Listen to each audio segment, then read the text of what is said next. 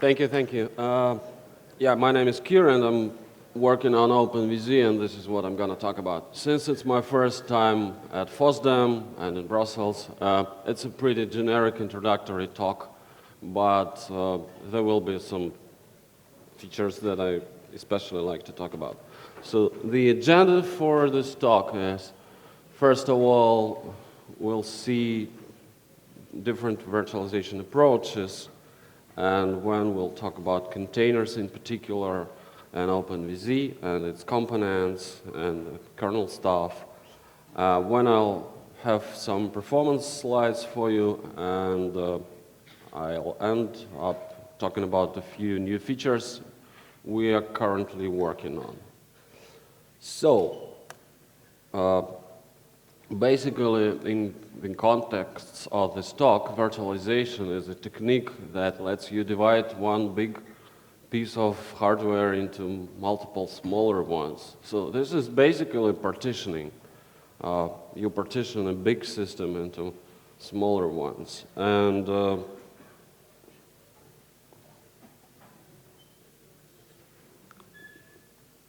there are a few ways to do that. First of all, there's a hardware emulation, which is also virtualization, actually. So you can emulate a CPU and run anything on top of that, or emulate the whole system. Then there's Paravirtualization, which is like Zen or KVM or VMware is doing. Then there are containers, which is what I'm doing. And finally, there is Multiserver virtualization, which is out of the context for this talk, but it's when you do something opposite. You combine multiple pieces of hardware into one super piece, and then you break it into smaller ones. But this is out of the context. So with Paravirtualization, what those guys do is they have on top of hardware, they have a layer called hypervisor or virtual machine monitor, which lets it create multiple instances of virtual hardware. And on top of that instances, you run your operating systems. So this is what Zen, KVM, VMware, and other guys do. Opposed to that, what we do is we modify the operating system kernel. In our case, it's Linux kernel, to provide multiple instances of the user space, which we call containers. And it's not just OpenVZ, there's also LXC. Well, FreeBSD jails is kind of precursor to the containers. It's not a full solution, but it's there. When Solaris zones, and there is also in AIX6, they have workload partitions, which are basically containers too. So these are all container solutions. So the comparison between hypervisors and containers is, with hypervisor, you have multiple pieces of virtual hardware, and you can roll multiple operating systems. That means you can run different operating systems, Windows, Linux, whatever. But it also means you have lower density, and by density, here I mean how many such VMs can you have on the particular piece of hardware. And you have to pay some performance penalty, and there are some scalability problems, like one VM cannot have all the 64 CPUs that you have on your systems. And actually, those lower density performance and scalability in case of hypervisors, they've been thought by hardware vendors like Intel and AMD. They're introducing features to help hypervisors cut the corners here and there. So those performance problems are being mitigated and dealt with. As opposed to hypervisors, with containers we still have one piece of hardware, and one kernel, not multiple kernels, but just one kernel. And on top of that, multiple user spaces. What this means is we cannot run any other operating systems. So it's the Linux kernel, so it's Linux user space. But this also means that we do it much more effectively. That is, much higher density, so you can have more of those containers that you could have VMs. That means native performance, pretty much no performance overhead. I mean, you could have hard time measuring the overhead in this case. And as an added bonus, it's dynamic resource allocation in terms of like memory, for example. You can give containers more memory, less memory, and you can do it all during runtime. So personally, I consider this as the containers as a natural step in operating system evolution. We have multitask operating systems, we have multi-user operating systems, and now we have multi-container, multi-user space operating systems. I mean, if you think about it a bit, it's pretty obvious idea. So let's go and see what OpenVZ consists of. Of course, most of the stuff is in the kernel, and it's the kernel which provides the ability to have many containers on top of it. And the means that kernel uses to do that are, first of all, namespaces that provides virtualization and isolation between those containers. Then there is a C groups, which is resource management control mechanism. And then there is a checkpoint restart. It's actually an auxiliary feature, but it's pretty big, so I put it on his own. That means that you can freeze the container and unfreeze it later. It's like hibernation for your notebook, but just for container. Then there are some tools and what we call templates. Basically, these are pre-created images that are used for fast container provisioning, images of different Linux distros, which you can use as a base for containers. So let's take a deeper look into the kernel part. Each container, from the point of view of container's owner, it's a separate entity. It has its own files. It has its own processes, own network device with all the, IP tables, firewall rules, and routing rules, metrics.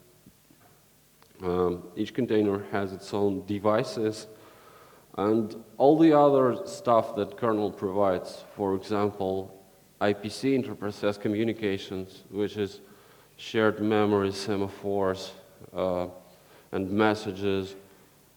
Each container has its own set of IPC objects, so they don't interfere with each other. And that stuff is done using so-called namespaces. And the easiest and historically the first namespace is chroot system call. If you know what it does is it makes some directory on the system your new root, so you cannot go up there. So actually chroot is a precursor to the containers. It's a file system namespace. It lets you see just some subset of the files, not all of them. So if we take this chroot idea and apply it to everything else that kernel provides to programs, we have containers. So chroot is a file system namespace. Then we have a process ID namespace, so the container only sees its own processes. We have network namespace, IPC namespace, and so on and so forth. So this is how we provide isolation between containers. But that's not all of it. The problem is there is one kernel and one set of resources like memory, disk, and so on. So there is a need for a resource management mechanism to keep the containers within the limits, the ones that we set, in terms of memory, CPU, disk space, network, and so on. So we have 4 mechanisms in OpenVZ. First one is historically called user bean counters, which is it's a set of 20 resource control parameters, mostly memory related, but there are some auxiliary ones like number of open files, number of processes that you can have in containers. So for each container, there is that set of limits. Second thing is fair CPU scheduler, because usual CPU scheduler, it schedules the CPU between tasks. So it just takes the task from a run queue and give it a CPU time slice. And this would not be fair because different containers, they have different amount of processes. So we have to schedule between containers first. So we pick the container to give a CPU time slice to, and then we pick a task within that container. And that way we can achieve fair CPU distribution between containers. Of course, there are weights for each container, so you can have high priority, low priority containers in terms of CPU. And there are hard limits, like no more than 10% CPU time, no matter what. Yet another mechanism is two-level disk quota. Because container file system is a directory on the host system, we have to limit that space. So we have per container disk quota per directory. And inside the container, the user can use usual Linux quotas. And finally, there is a disk I/O priority. So it's a common disk, many containers, they can affect each other in a bad way. So you can isolate the bad guys by giving them low I/O priority. And the fifth item here would be networking, but it's pretty much solved without us. There's a nice tool called TC, which gives you ability to have QoS, traffic shaping, and all the other fancy stuff with networking, to control networking resource. Now, third thing is checkpoint and migration. As I said before, that means that container can be frozen and dumped into a file on disk. The complete state of container, all the running processes, open files, network connections, memory segment, buffers, whatever. And at a later stage, we can restore it from the file back to memory and restart it, so it will continue to run. And the nice thing about that is we can restore that on a different system. So we freeze the container, checkpoint it, move the dump file to a different box, and then we restore container on a different system. That is called live migration. So you can migrate containers between two boxes, and I'm usually demoing it on using two notebooks. So, I mean, unlike the same solution from VMware, there is no need for any fancy hardware for that. You can do it with any two OpenVZ boxes. So that was all about the kernel. Just one slide about tools. It's a high-level, VZCTL is a high-level tools to operate with containers. Here is, which you can see typical container lifecycle. We create the container, specify the distro, use that template I was talking about. When we set the IP address, the same way you can set other parameters like memory. When we start the container, go inside, see that there is a usual set of processes inside, usual process tree.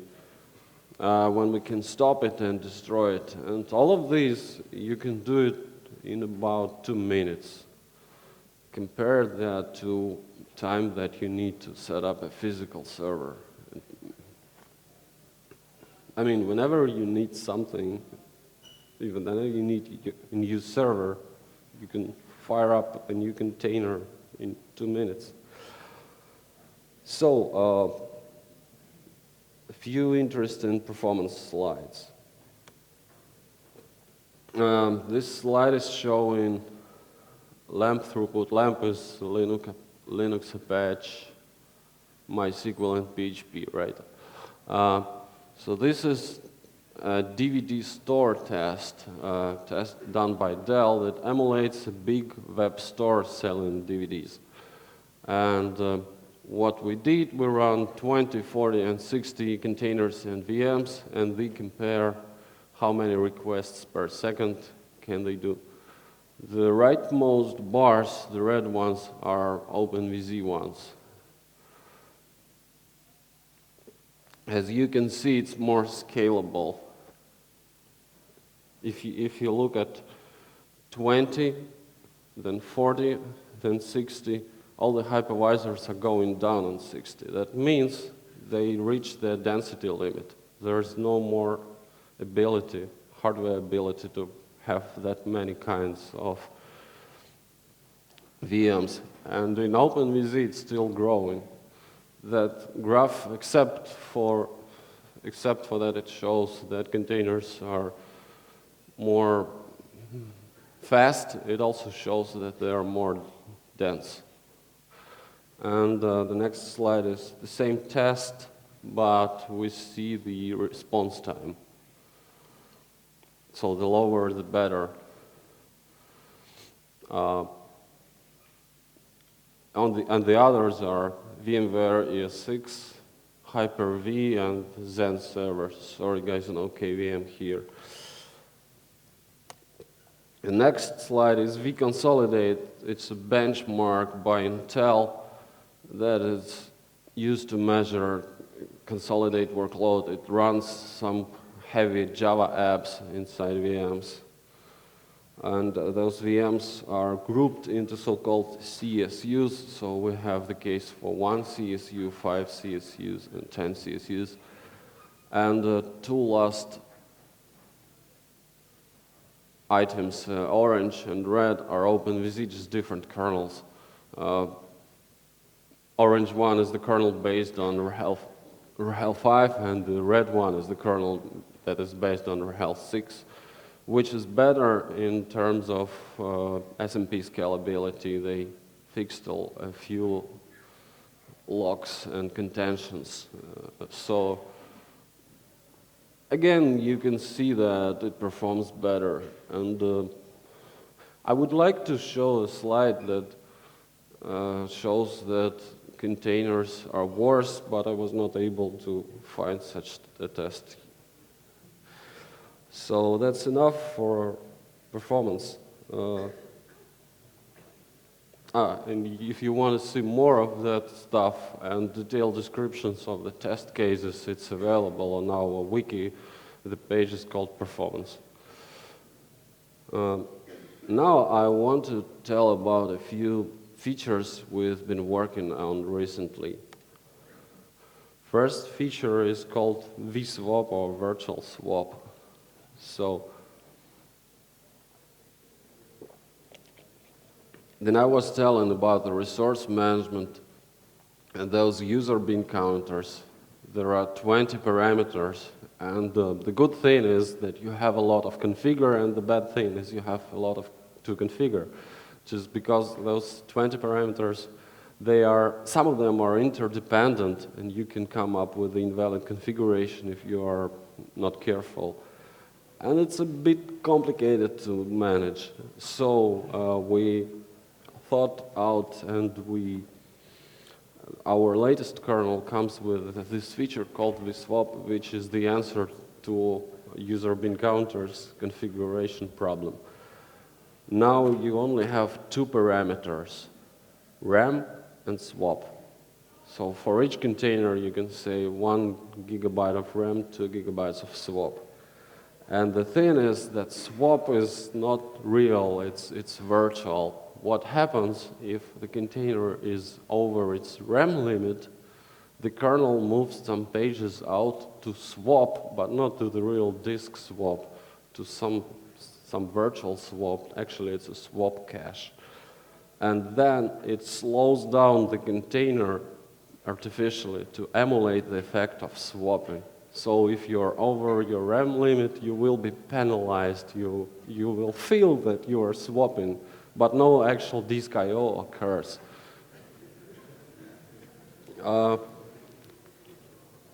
And then, if there is a real global RAM shortage, that virtual swap actually goes out to disk to a real swap. This feature is pretty complicated, and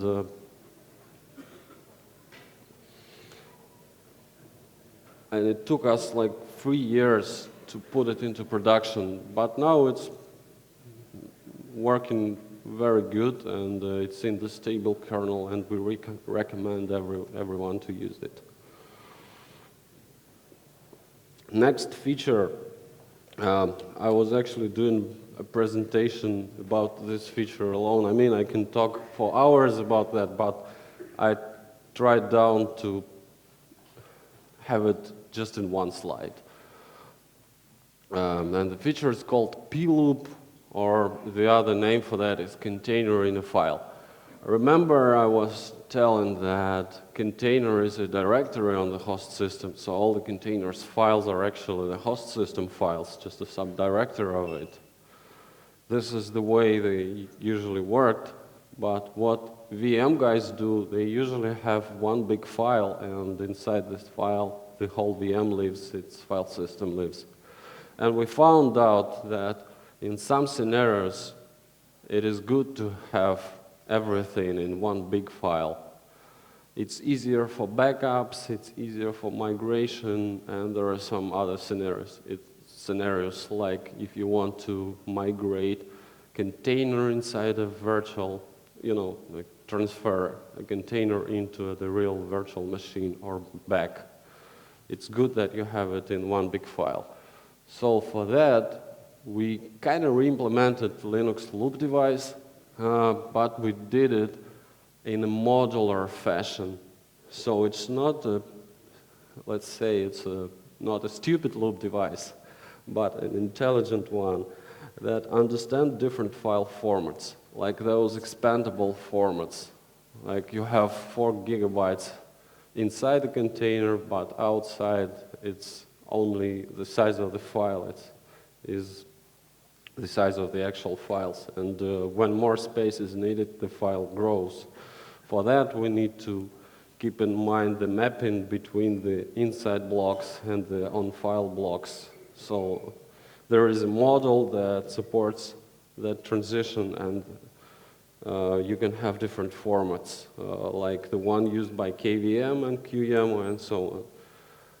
Then on the lower level, there is an I/O module which can talk to file system, which can talk to the VFS layer, meaning any file system, or which can talk directly to the NFS server to cut the corners here and there and make it, more performance-wise. And one interesting feature about this is you can have a few images layered on top of each other.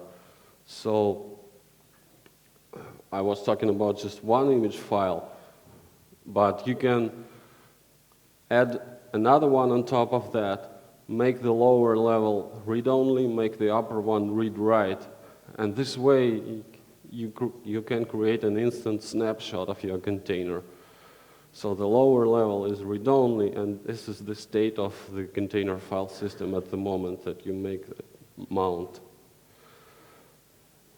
And this feature is not upstream yet, but we hope we'll be able to merge it into the Linux kernel. And finally, yet another slide that I'd rather have a full presentation on is our newest project. It's called creo.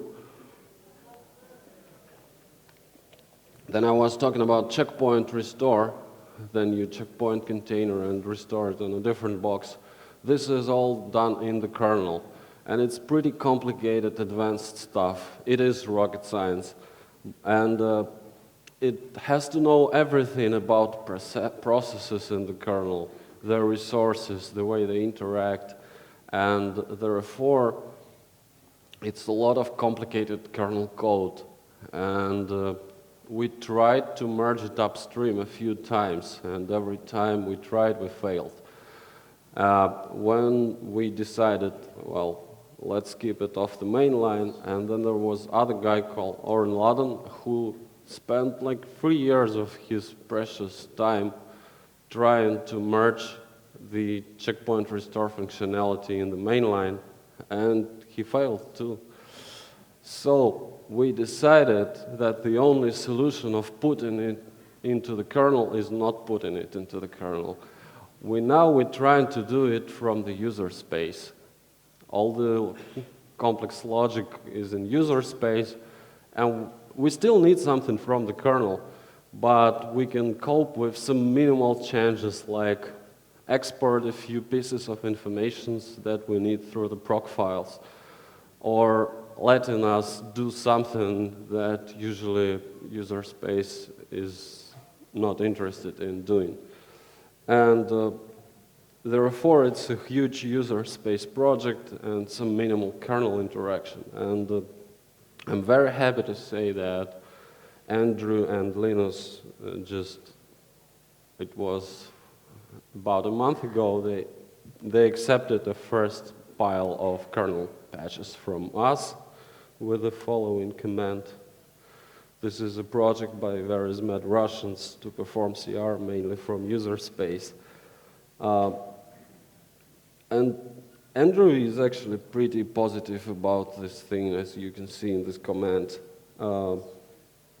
because, you know, they all saw unsuccessful attempts to merge it, and this project, if it will end up, you know, in working state, it will do the same as a lot of people want checkpoint restore, and this is the only way to have it in the kernel, I guess.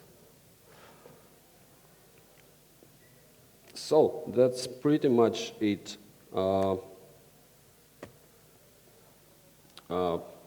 What we have is platform. Well, actually, I forgot to tell about it. Unlike hypervisors, which are very platform dependent, they have to know everything about processor architecture and so on. Containers are platform agnostic solution. So OpenVZ works on Intel, ARM, MIPS, Spark, and I'm not a kernel developer myself, but when I got some ARM board as a present, I just decided, why don't I port OpenVZ to that thing? And I did it in like 3 days. So it's platform independent. So there is no problem supporting other architectures. And there are no problems with scalability or disk I/O that hypervisors suffer from. That means that if you have a huge server with, I don't know, 1,000 CPUs and a terabyte of memory, you can assign it to one container, and your container can use all of those resources. There are no limits like 4 gigabytes of RAM per container or no more than 4 CPUs. And you have the best possible performance, pretty much the same performance as usual Linux system gives you. And finally, since it's done on the different level, it plays well with others. What I mean here is you can use Xen and OpenVZ on the same box, or KVM and OpenVZ on the same box. So you can have lightweight containers, and you can have full-scale VMs. So best of both worlds. That's it for today. Any questions?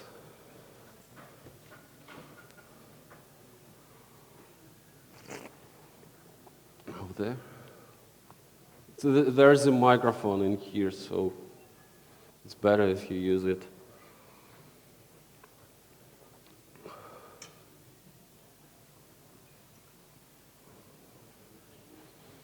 Unfortunately, it's not wireless.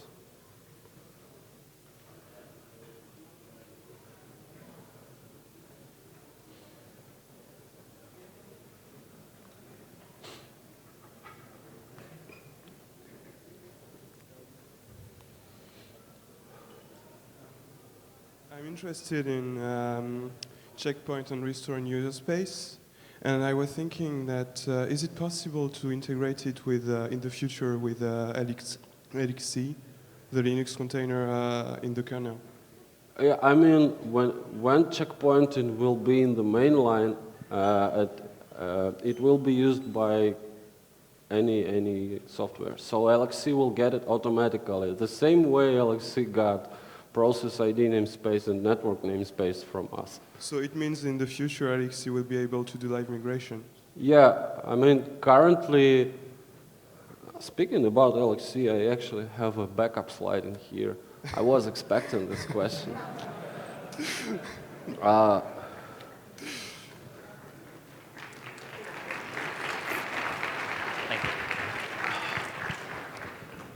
What I really want to say is it's not like OpenVZ versus LXC. What I want to explain is OpenVZ is a project, historically we had it off the main line and we are working on it for more than 10 years already, and it was off the main line. But 7 years ago we realized it's a bad thing to do and we need to merge upstream. And we started that effort 7 years ago, and we are working on that, we're still working on that, merging bits and pieces of containers functionality into the mainline Linux kernel. And the last time I saw there was about 1,500 patches from us in the mainline kernel. This is mostly namespaces and various C group controllers. And we are still working on that, and those ploop and vswap and the creo is all going to be in the mainline. We are very actively working on that. And when we merge something mainline, we use it from the mainline and we drop our own code. This code is also used by LXC, right? And so it's not one versus another. It's just like an ecosystem, like a symbiosis, I don't know.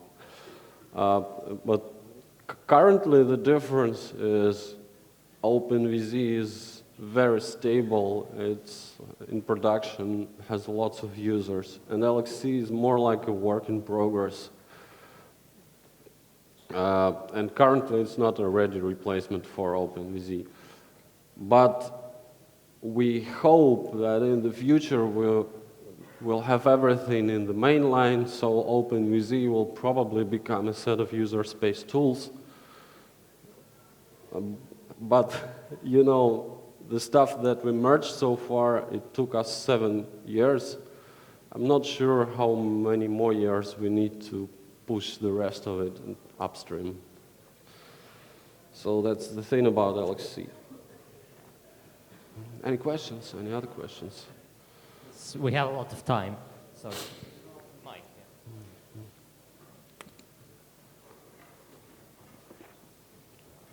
Yeah.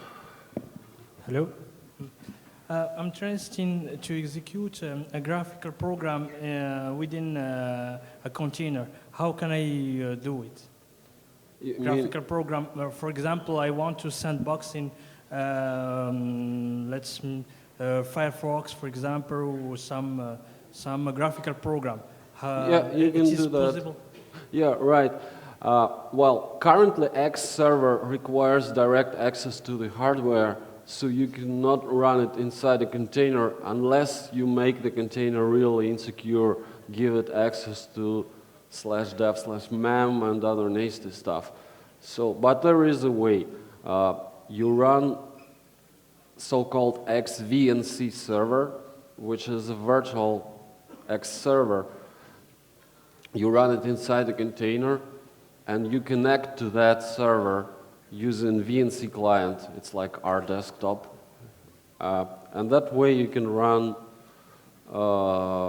Firefox inside a container and all sorts of GUIs, GUI apps. We have a page about that, and it's called wiki.openvz.org/x inside CT. CT is a container. So it's all explained there. I just tried it 2 weeks ago, and it works. I mean, last time I tried it was 2 weeks ago.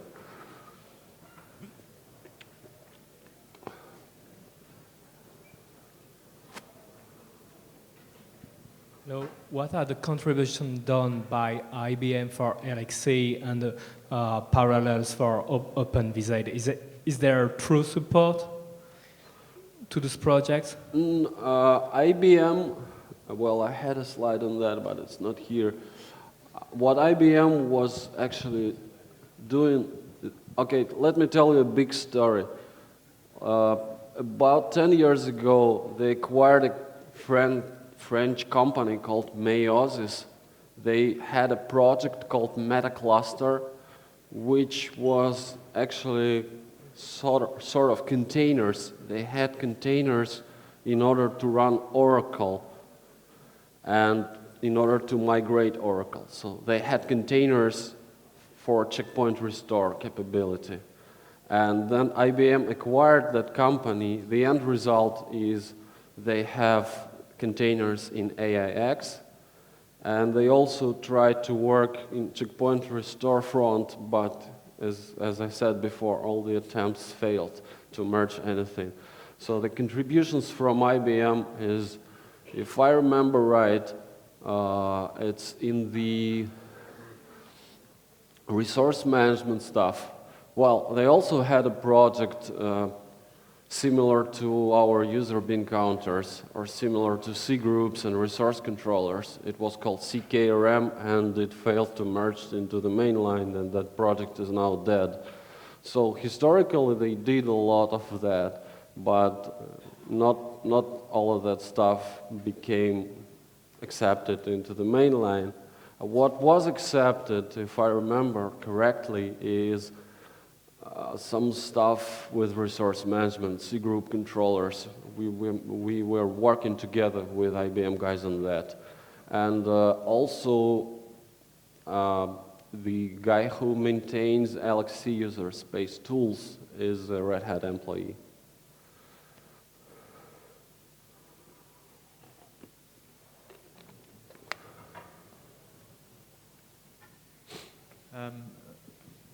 Hello, yeah. Coming back on LXC versus OpenVZ, am I right in thinking that LXC is then less stable and a less good option than using OpenVZ at the moment? Or is it more feature-wise?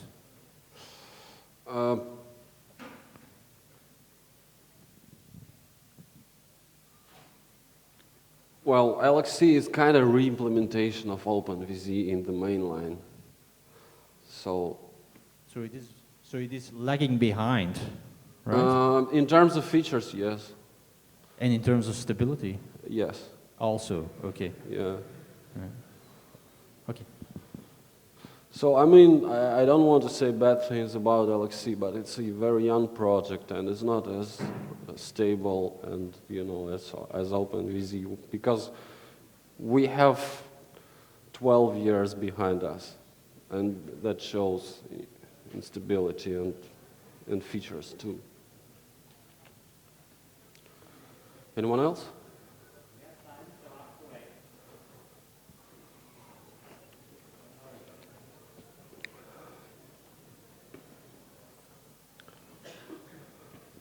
There are two approaches in terms of networking virtualization, Right. Through growing bridging and routing. VNet. And I've read a lot of things about the difficulty in order to get secure environment through virtual bridges.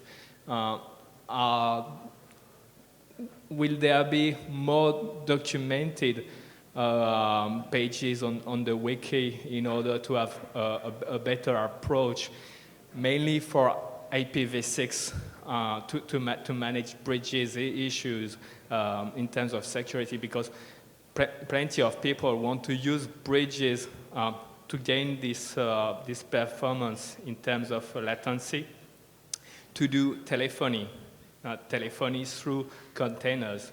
And do you know if there are works in order to have an advanced level of support in IPv6 through bridges?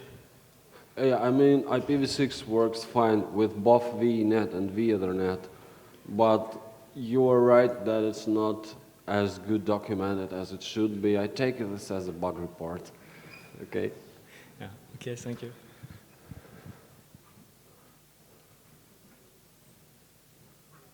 Over there.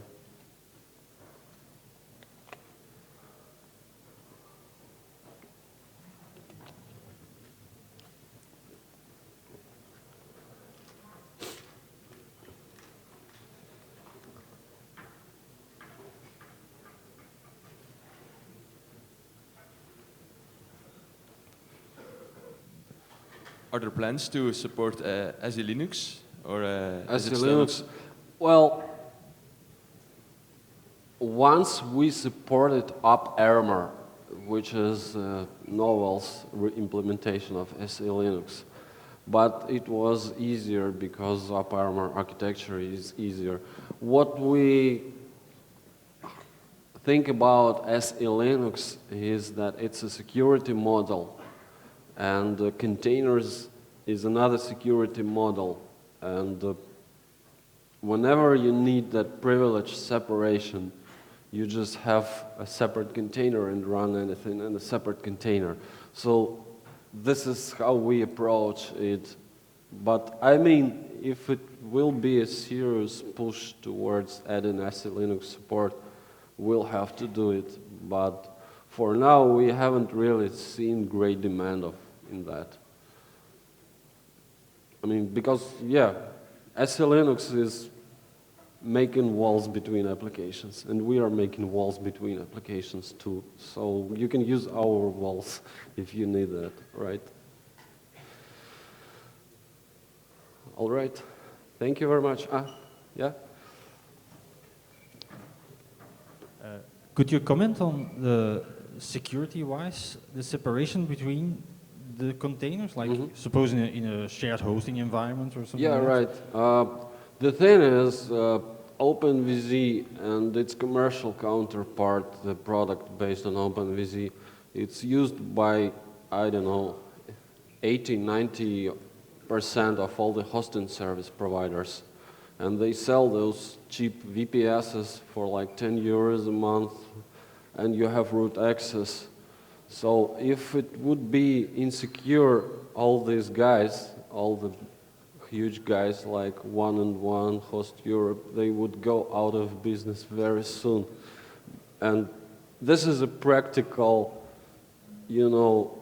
answer to your question. It is secure because people are using it. I mean, actually, this is one answer, right? The other answer is we did a security audit of our code by a very good security expert, Solar designer, and we hired him to do that security audit. And he found 3 bugs in the mainline code, not our bugs, security bugs, and 1 minor bug in our code, which we fixed, and we fixed all those 3 too. But so theoretically, it is secure too. Practically, it is secure.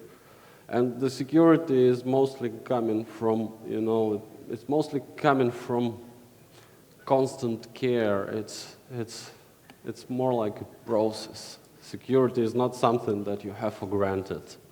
You have to think about it. You have to be aware about all the possible concerns.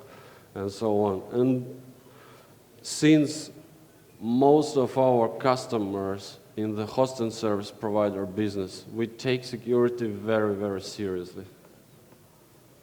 I see. And would there be a difference with LXC then? Or?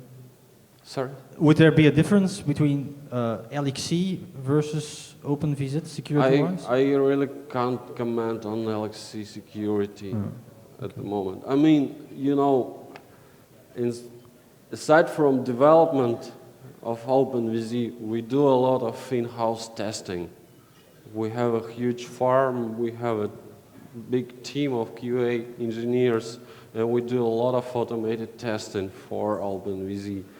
And I'm not sure if someone is doing that for LXC. So it needs to be tested a lot before it, you know, before you can say that it is stable and secure.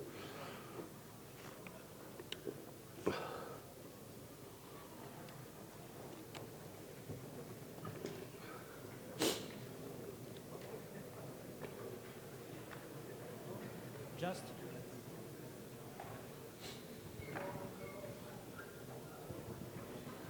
Hello, just one question. If I buy some chip with $10 VPS, it might be run by OpenVZ. Can I run OpenVZ in it? In No. short, can I write OpenVZ on top of OpenVZ and so on? You can do that with hypervisors because they create virtual hardware, right? But we don't do any emulation, and it's only one kernel. Okay. And you cannot run OpenVZ inside OpenVZ. So this is the short answer, okay? And the long answer is, theoretically, you can have nested namespaces, a namespace inside a namespace inside a namespace. But we played with it a bit, so you can create, you know, sub-containers within your container. We played with it, and we found out that it brings bad performance penalties. So we gave up this idea, and we think that flat hierarchy of containers is better in terms of performance. But some of the namespaces, for example, process ID namespace is actually nested, so you can have process groups inside your container which are not visible to each other. I mean, that could be done, but we think it's not practical to do that.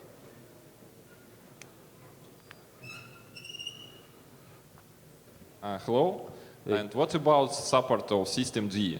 Or how could you estimate the plan of implementation? Actually, we have it running with a few patches. It needs some support from C groups, so we are getting there actually. And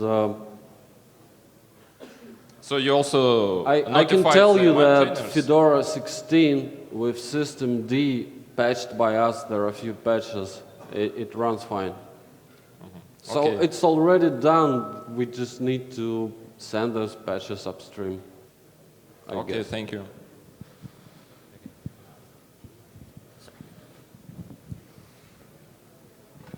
All right. Thank you very much.